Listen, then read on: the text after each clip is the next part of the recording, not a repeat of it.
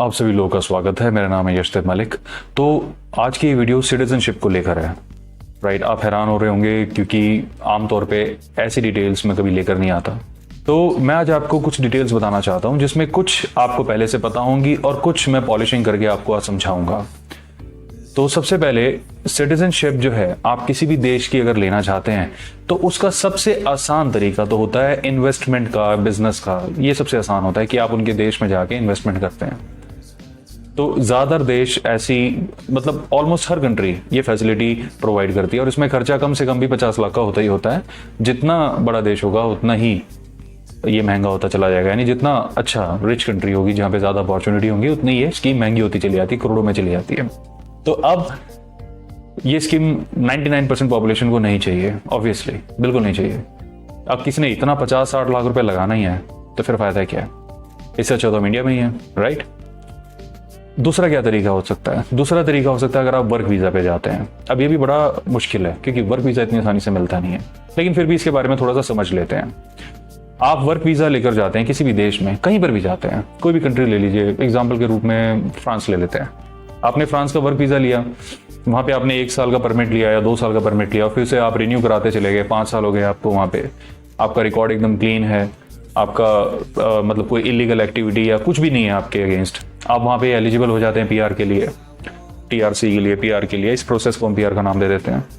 आप वहां पे अप्लाई करते हैं, फिर उसका जो टाइम है आप वो पूरा करते हैं, फिर उसके बाद आप मतलब कंटिन्यूसली आप वहां पे सिटीजनशिप ले लेते हैं। कुछ सालों की मशक्कत के बाद 5 से 7 सालों में आपको वहां की सिटीजनशिप मिल जाती है, राइट। वर्क वीजा का ये क्राइटेरिया। इसमें क्या है कि खर्चा ज्यादा नहीं है, लेकिन समय काफी ज्यादा है और एफर्ट्स काफी ज्यादा है, क्योंकि आपका वर्क वीजा रिन्यू होना चाहिए बार बार। इसका काफी अब्यूज भी होता है, पता है आपको।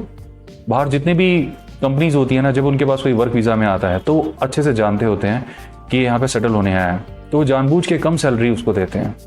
और इसके शिकार हर कोई बनता है, सिर्फ इंडियंस नहीं, हर कोई। इंडियंस हो, चाइनीज हो, इंडोनेशियंस हो, मलेशियंस हो, फिलिपिनोज हो, पाकिस्तानीज हो, हर कोई इसका शिकार बनता है।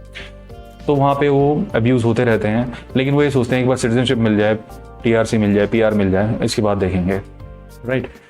तीसरा तरीका है जो स्टडी वीजा का है। अगर आप वहाँ पे स्टडी वीजा पे जाते हैं, किसी भी मतलब देश में जाते हैं, जैसे आजकल काफी फेमस ऑस्ट्रेलिया चल रहा है स्टडी वीजा को लेके। अब वहाँ पे स्टडी वीजा पे जाते हैं, अपना 1-2 साल का कोर्स पूरा करते हैं और 90% तो उसके बाद जॉब मिल जाती है। जिस भी इंस्टीट्यूट से अच्छा, अगर आपका अच्छा कॉलेज या यूनिवर्सिटी है तो वही आपको कहीं ना कहीं एम्प्लॉयमेंट में हेल्प करता है।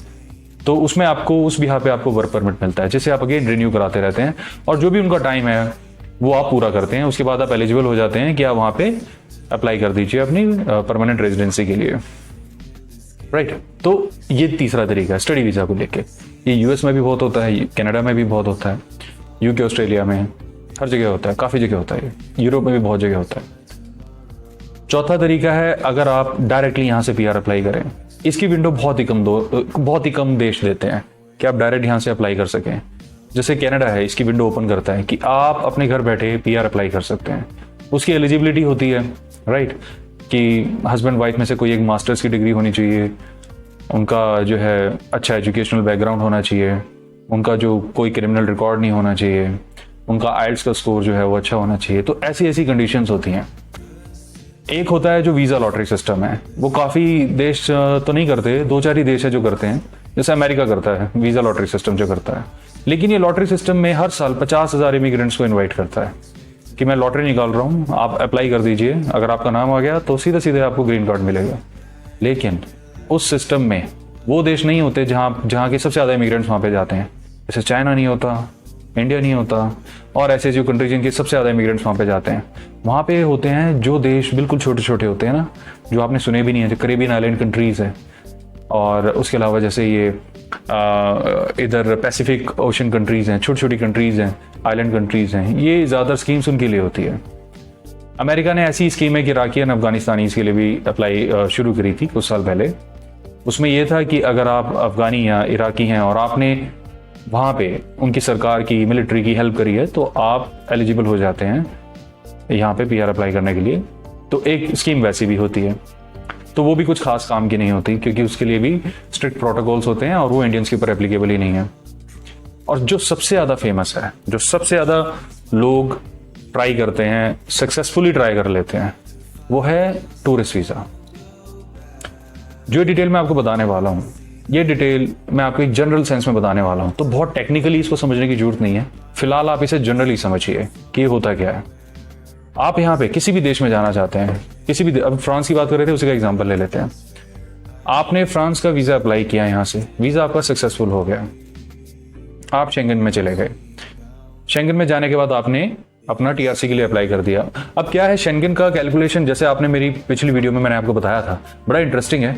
लोग शेंगन जाते हैं लेकिन पोर्चुगल में जाके टीआरसी अप्लाई करते हैं या पीआर अप्लाई करते हैं। इस प्रोसेस को पीआर कह देते हैं, अगर टेक्निकली जाएंगे तो उसे टीआरसी बोलेंगे। तो वो अप्लाई कर देते हैं जाके।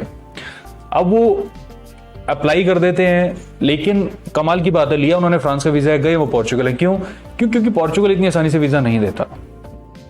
उसको पता है कि वहां पे जाके आप आसानी से पीआर अप्लाई कर लेते हैं या टीआरसी अप्लाई कर लेते हैं। तो फ्रांस में क्यों नहीं कर सकते?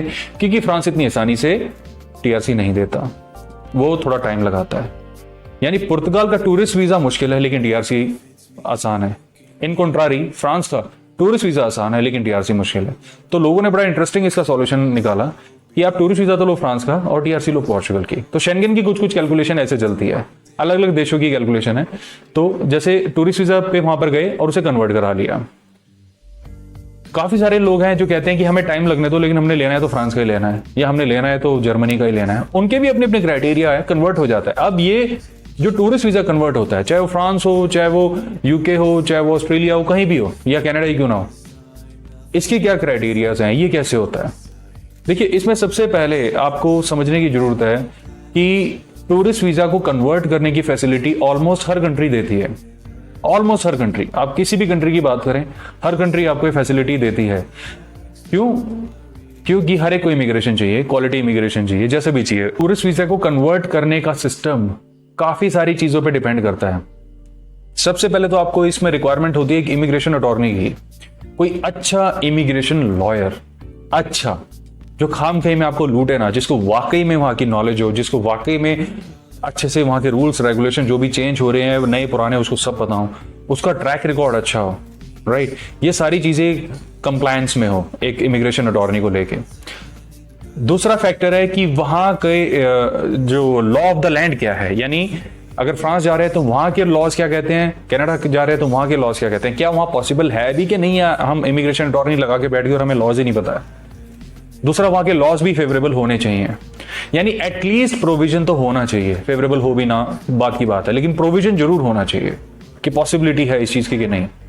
थर्ड, आपका अपना ट्रैक रिकॉर्ड क्या है। ट्रैक रिकॉर्ड में आ जाते हैं आपके डॉक्यूमेंटेशन में कोई प्रॉब्लम ना हो, यानी पासपोर्ट में कुछ और नेम है और जो कॉलेज या स्कूल का सर्टिफिकेट है उसमें कुछ और नेम है। ऐसी जो कॉम्प्लिकेशंस होती हैं उससे फिर ये चीजें कॉम्प्लिकेट ही होती हैं। तो अगर ये ट्रैक रिकॉर्ड आपका अच्छा है तो और अच्छी बात है। आपके अगेंस्ट कोई पुलिस केस वगैरह ऐसा ना हो जिससे आपको पुलिस की तरफ से ये चीजें ना मिल पाए, मतलब क्लियरेंस ना मिल पाए, तो आपको वो वाला रिकॉर्ड भी आपका सही होना चाहिए। तो फिर आपकी हेल्थ भी अच्छी होनी चाहिए, आपको कोई ऐसी जानलेवा बीमारी ना हो, जैसे आज के लिए कोविड की, कोरोना वायरस की प्रॉब्लम है, तो ऐसी कोई प्रॉब्लम ना हो, क्योंकि वहां पे वो सर्टिफिकेट मांगते हैं कि आप अपना सर्टिफिकेट दिखाइए कि आपको कोई प्रॉब्लम नहीं है, इसे मेडिकल बोलते हैं, तो वो चीज़ भी होनी चाहिए आपके पास।